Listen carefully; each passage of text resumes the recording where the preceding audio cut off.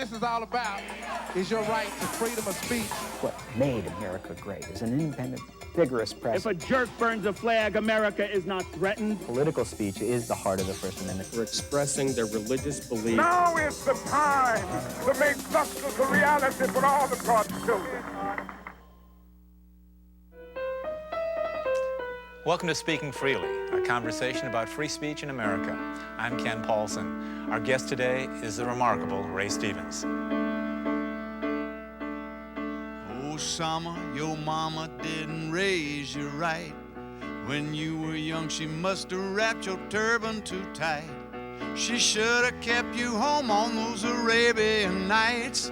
It's plain to see you need some therapy. Oh, Summer, your mama could have done a lot better, though I bet every day you did something to upset her. By the way, we got an answer to your anthrax letter. New York City is where it's from. It's called a smart bomb. And I can hear your mama saying now, you in a heap of trouble, son. Now just look what you've done. Saw you on TV with that gun. Mercy sakes, I can't do a thing with you. Told you W's gonna get you. And I can hear W saying, you in a heap of trouble, boy. And I don't think you will enjoy our game of search and destroy. Yeah, we got your terror right here, and we're gonna run it up your rear. It is great to have you here. Thank you for being a part of Speaking Freely. Nice to be here. We're glad to have a new Ray Stevens album out, and yet it's been more than 40 years since you first walked into the recording studio, and now your name shows up on about 75 albums, 20 or more hit records. Is that pretty much what you dreamed of when you first became a recording artist, that kind of longevity? Yeah, well, I don't know about the longevity, but that's all I ever wanted to do. I mean, I think I've wanted to write songs and make records since I was a sperm. So thank goodness I was able to do that so far. And it began in the late 50s? Is that your first time to walk into a studio? Yes, 57. I was still in high school and made my first record in Nashville at what's now called RCA Studio B. Which is a revered site in Nashville, Music City. It's sort of a relic now. But, a lot of great records made there. Absolutely. Is that when you first made the acquaintance of your good friend, Chet Atkins? I think it was. I think I met Chet. I was living in Atlanta at the time, and I drove up to record here because in Atlanta at that time there weren't any great studios, and Chet was there. I think he was running RCA, the Nashville office of RCA, and I think I met him on that trip. So your first song, I understand, was a hit in Atlanta. Yeah. Silver Bracelet. Is that, that had to be kind of a rush for you as a young performer to actually hear your song on the radio? Oh, yeah. I remember the first time I heard it, though. The disc jockey introduced me as Ray Peterson. And I think I got introduced as Ray Price a few times, but they finally got it right, I think, down the road a little bit. Well, you eventually went on to record a kind of song that not many people did then and not many people do today. I mean, the so-called novelty record, you can call it parody. I think your first time you dabbled with that, would that have been Sergeant Preston, or was that earlier than that you wrote your first humorous song? I think Sergeant Preston might have been the first one. And I don't do parodies, I do comedy songs. But I have done one or two parodies, but not as a general rule. But Sergeant Preston was a song about, well, I'll do you a little of it. It goes like, well, in the frozen north of the Yukon, lived the king of the Royal Mounted Fuzz. Sergeant Preston was his name. The king, his dog's name was. He had a big red coat and a big black boots and a whistle on a chain. And all the crooks ran for cover because he always got his man. He'd say, on, king, on, you great husky, and that great husky said, ooh, ooh, ooh, ooh, ooh. Anyway, we had to pull the record off the market. It was taken off. It was going to be a hit, I think. but in my exuberance, I had neglected to get permission from the folks who owned the character Sergeant Preston to use him in a song, and so they made us kill the record. But it did give me an idea as to where I could go and get some airplay. So. And so you found this other voice. Where did that come from? Where did you get the notion that you could be funny in song? Well, other people were doing it, so why not me? I mean, I was a big fan of the Coasters, Lieber and Stoller's group that did so many great records, Yakety Yak, Charlie Brown, Along Came Jones, all those. And I was a big fan of Spike Jones, sure. Dave Gardner, who was a great Southern comedian back in those days.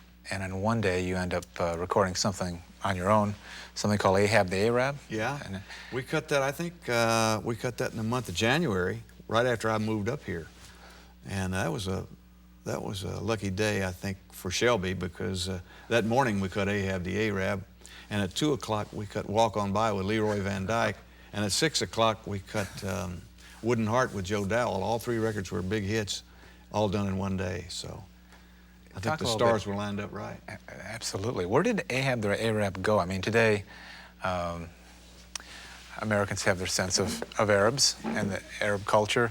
Clearly in 1962 there's a different sense of that. Yeah, and you know, the song really wasn't political or have any politically incorrect intentions. It was just an outrageous look at a guy who had a camel and he named him Clyde, just like Roy and Trigger, you know, and he was a hero, and he'd ride through the desert and make off with the Sultan's prettiest girl in the harem. But, you know, I don't know where that song came from. The night before the session, I had my material picked out, and I didn't like any of it. And so in desperation, I wrote Ahab the Arab the night before the session, and sure enough, it turned out pretty good. I think there were spirits up there guiding me or something. Any recollection of the reaction you got when you first walked in the studio and said, I've got a song called Ahab the Arab? Well, you know, the reaction, let me tell you, those guys, they worked so many sessions and recorded so many wild songs. I mean, you know, so what? Okay, let's hear it. But it did, once it came over the playback system, it did get a rise out of a lot of people. Well, I'm sure you've recited the lyrics and people in their living rooms are now singing it. Could we have a little bit of Ahab the Arab? Oh, yeah. Let's see. Let me tell you about Ahab the Arab, sheik of the burning sand. He had emeralds and rubies just dripping off of him, had a ring on every finger of his hand. He wore a big old turban wrapped around his head, scimitar by his side. Every evening, about midnight, he'd jump on his camel named Clyde and ride silently through the night to the Sultan's tent, where he'd secretly meet with Fatima of the Seven Veils, swinging his grade A #1 U.S. choice, dancing the Sultan's whole harem, because him and her had a thing going. They'd been carrying on for some time now behind the Sultan's back, and you could hear him talk to his camel as he rode out across the dunes. His voice would cut through the still night desert air, and he'd say, which is air and make, whoa, baby. And Clyde said, my camel voice went away today. Which was camel, what the heck did he say anyway? And it goes like, great. Any conservative estimate of how many times you've sung that song? No, I've sung it enough to have worn out my Clyde voice. That had to be kind of a revelation to you. You talked about being able to do novelty songs or comedy songs and get on the radio, and this just exploded. I mean, it was a huge record.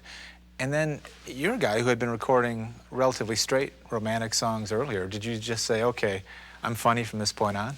No, I like all kind of music, comedy music being one facet of that. And, you know, I never considered myself exclusively tied to any particular style of music, and I still don't. And we're going to talk about some of your more serious songs.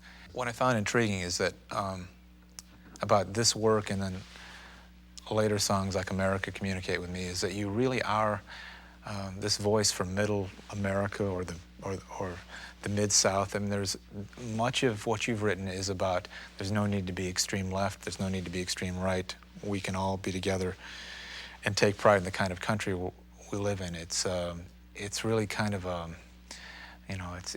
it's an anthem for people who live their lives daily, struggle with challenges, but in the end feel good about their lives and their country.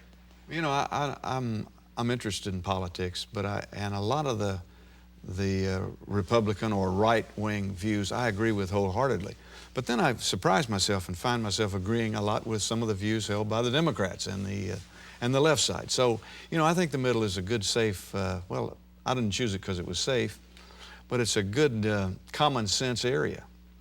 And, you know, I think common sense is the key phrase here. Given that you didn't plan this, and this is not a manipulation, you didn't say, you know, what the world really needs now is an album of protest songs for the middle. It had to shock you then that Mr. Businessman became such a huge hit. Pleasant surprise? I don't know if I was surprised or not. You know, every hit's a surprise, don't get me wrong. But I really thought it was a well-written song, and even if I do say so myself. And so, yeah, it was a surprise, but still, I could see why it was successful to a certain degree. Oh, sure. And it's just that I think today the industry may be a little bit more calculating, a little bit more market-driven, and I think that conversation about, I have a single here, it's about you know, overreaching by business people who lose their values. I mean, that would not sound like something Britney Spears would cover. Could we hear some of Mr. Businessman? Itemize the things you covet as you squander through your life. Bigger cars, bigger houses, term insurance for your wife. Tuesday evenings with your harlot, and on Wednesdays it's your charlatan analyst.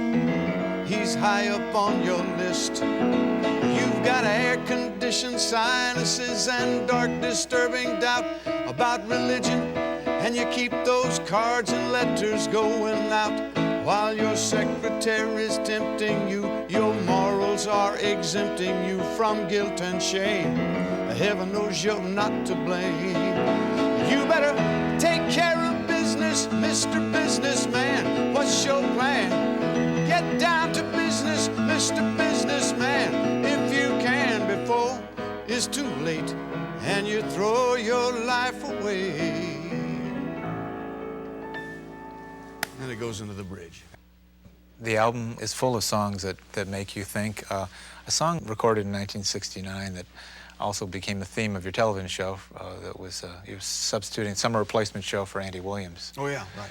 A song called Everything is Beautiful. Yeah. And that, I understand you wrote pretty quickly? Actually, it took about 3 days, but the song itself, after I waded through all the bad ideas and there was this much crumpled paper on the floor around the piano, when I hit on the idea, it wrote pretty fast. But I think what set it up so well was the fact that we took a portable recording machine to my two daughters' school here in Nashville, and recorded their class singing Jesus Loves the Little Children. And we spliced that onto the front of the recording and bridged the splice with a big string chord. And it really set it up very well. And was being on TV every week a dramatic change for you? Was that? Oh, it was terrifying. Yeah. I didn't want to admit it at the time, but it was, and at the same time, it was a lot of fun too. It was a very big learning experience for me. And we shot the show up in Toronto, Canada. And we were up there, I think, 6 weeks and shot 8 or 10 episodes, which was the summer block. And it was a lot of fun. And it played to a lot of your strengths: comedy, music. Yeah, we had some great writers and people behind the scenes. Now, before we leave today, we were definitely going to have to ask you to share Everything is Beautiful with us, but I wanted to ask you about another recording you had from that period by a relatively unknown songwriter named Christopherson. You had the first recording of Sunday Morning Coming Down? Yeah, a good friend of mine, Bob Beckham, who's a publisher here in town. Back in those days, he was running, I think, Combine Music for Fred Foster. And Chris was a new writer they had signed, relatively new writer they had signed, and he brought in 3 songs. And Bob said, let me play you these 3 songs. One was Sunday Morning Coming Down, one was Help Me Make It Through the Night, and I forget what the third one was, but it was a big hit. And so I said, I love the Sunday Morning Coming Down. Let me record that. He said, fine. So I went in the studio and spent a lot of time and had made what I thought was a really good record. And I was very proud of it. And I got a call from Hal David, who wanted me to fly out to L.A. and hear a song that he and Bacharach had written for a movie, Butch Cassidy and the Sundance Kid. And so I said, sure, and I flew out and I heard raindrops falling on my head. And I said, well, you know, that's a great song, but if I cut that, that means I'm gonna have to postpone releasing Sunday Morning Coming Down, and I don't want to do that because somebody else might beat me out with it. So thank you very much. And so nobody ever heard my record of Sunday Morning Coming Down. It came out, but and I know why now. I just didn't have the image to sell that lyric. My image was not that song, and Johnny Cash's was. He had a hit with it later. Right. But it turned out well, I think, because the very next record I had was Everything Is Beautiful. And of course, B.J. Thomas sang the heck out of Raindrops Falling on My... I don't think I could have sung it that good, so... You're going to have a *1 hit one way or the other. Either way, it worked out well for you. Right. And so then the hits just start coming in a very serious way. The Streak, Shriners Convention, Mississippi Squirrel Revival. And again, you've got this gift to record in about 3 minutes songs that capture the public imagination, make people laugh, and make them want to go out and buy them, which is probably the most important. And then I think one of the more unusual, well, maybe more conventional, but for you unusual, is your version of Misty, which won your second Grammy. How did that come from? That was an accident. We were in the studio. I say we, my road band and I. We're in my little studio rehearsing for a television show that we were going to do the next day. And during one of the breaks in the rehearsal, we started clowning around with Misty, with a banjo and a fiddle and a steel, because it was so out of character for the song. I mean, let's face it, that's the classic jazz ballad with the major seventh chords and all that. And it started sounding good. So I called the engineer. He was home. I said, get in here and let's record this. And he did, and we took it in we took about 2 takes, overdubbed the voices, and we had a record. And it took about an hour, you know. And sure enough, it was a real winner, hit a nerve, you know. Another record that you did very well with, that was also thought-provoking, was, as I mentioned, Would Jesus Wear a Rolex? Do you get hate mail, Ray? Do you ever get negative reactions to your songs? No. And I would think that one would make people crazy, especially if they weren't listening carefully. Well, you know, I don't think I have a very heavy reputation. I mean, but the song was a fun song.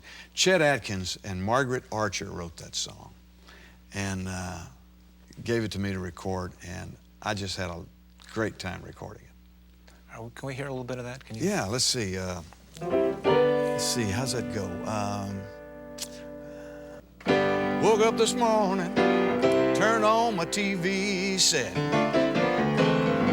There in living color was something I can't forget. This man was preaching at me, yeah, laying on the charm, asking me for 20 with 10,000 on his arm. He wore designer clothing, big smile on his face, selling me salvation while they sang Amazing Grace, asking me for money when he had all the signs of wealth. You know, I almost wrote a check out. Then I asked myself, would he wear a pinky ring? Would he drive a fancy car? Would his wife wear furs and diamonds? Would his dressing room have a star? If he came back tomorrow, there's something I'd like to know. Tell me, would Jesus wear a Rolex on his television show?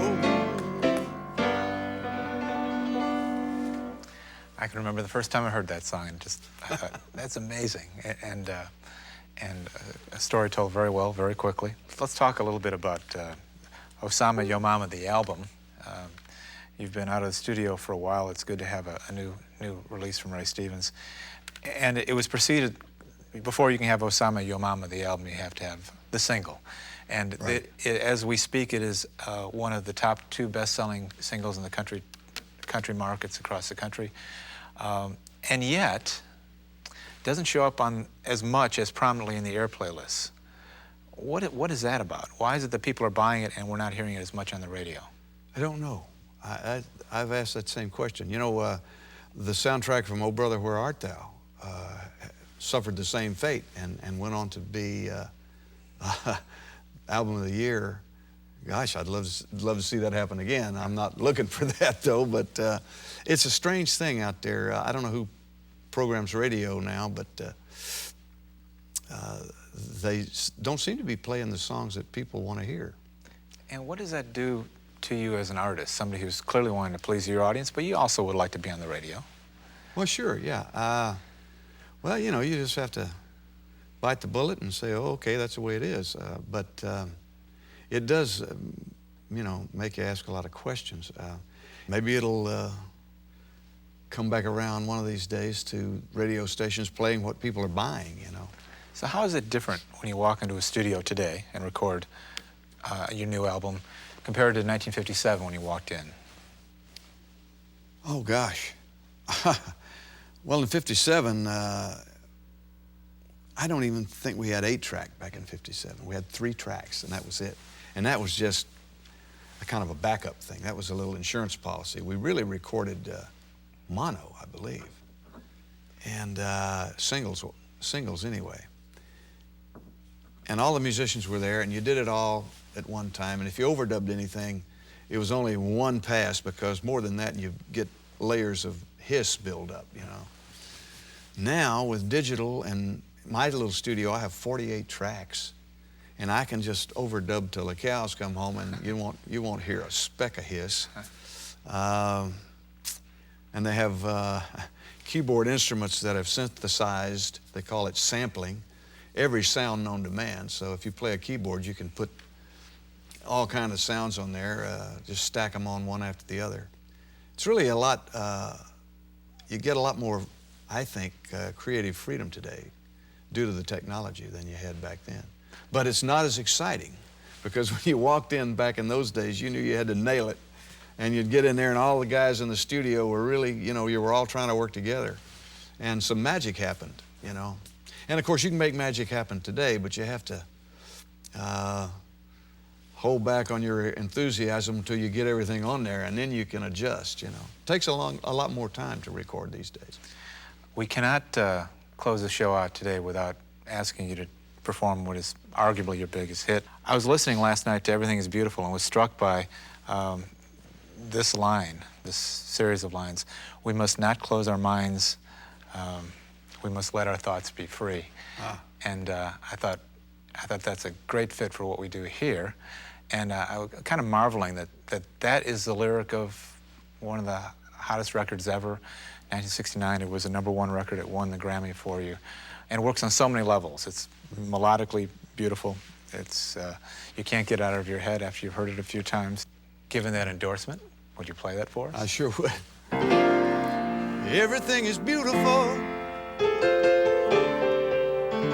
in its own way,